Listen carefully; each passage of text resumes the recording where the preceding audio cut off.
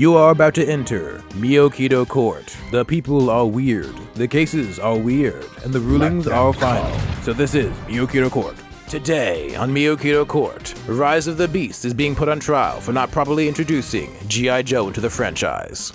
Order in the court! Rise of the Beast is being charged with whatever the announcer said, but we don't even need a trial. We know Rise of the Beast is guilty! Why don't you think about it? GI Joe. Guilty! Objection, Your Honor! What's this? Transformers and GI Joe don't need proper introduction, as they've had a history of over 25 years. How is that possible? Present your evidence. I shall give my evidence, presented by Detective Mio and Investigator Keto.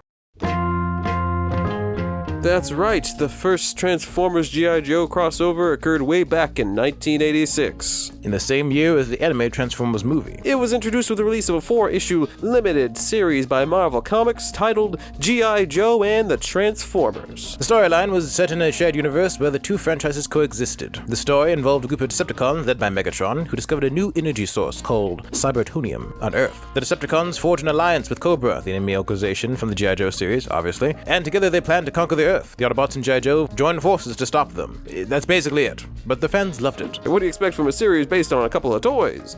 You are a toy! But because of the success, Marvel tried combining the Transformers and the G.I. Joe in a different storyline. Unfortunately, Marvel lost the rights to the two franchises, and for over a decade and a half, the crossover series went dormant.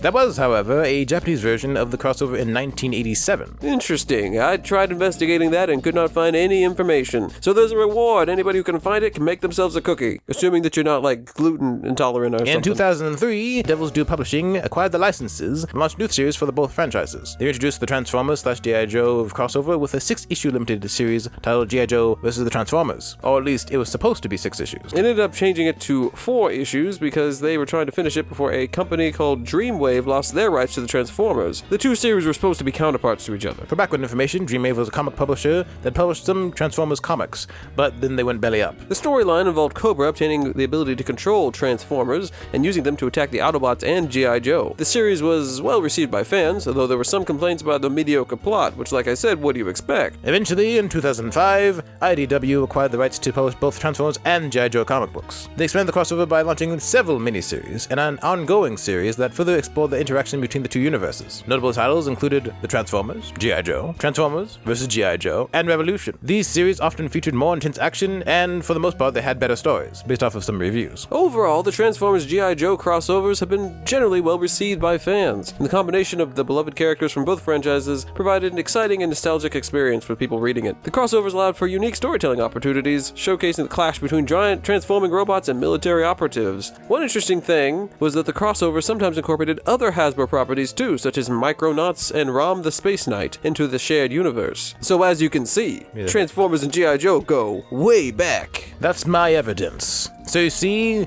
the G.I. Joe crossover is nothing new, and it's been very successful in the past. And it doesn't take a lot of brainpower to even come up with a generic story. All one has to do is just read a little bit of the comic book and get a good idea to make the crossover work. I suppose this may seem a bit out of left field, but it could be rather big brain. That or they're trying to launch a Hasbro cinematic universe that will undoubtedly fail miserably, but only time will tell. So, I pronounce Rise of the Beast not guilty. But for now, that's the end of the story. But feel free to go check out our review of Rise of the Beast over here. And here's another video about a Marvel comic book adaptation over here. And we'll see you over there. Until then, he's Keto. And he's Mio. And we hope you have a blessed day. Bye! Hey, yous over there. Yeah, yous. If this video reaches 40 likes, we'll do a review of all the G.I. Joe movies. Yeesh.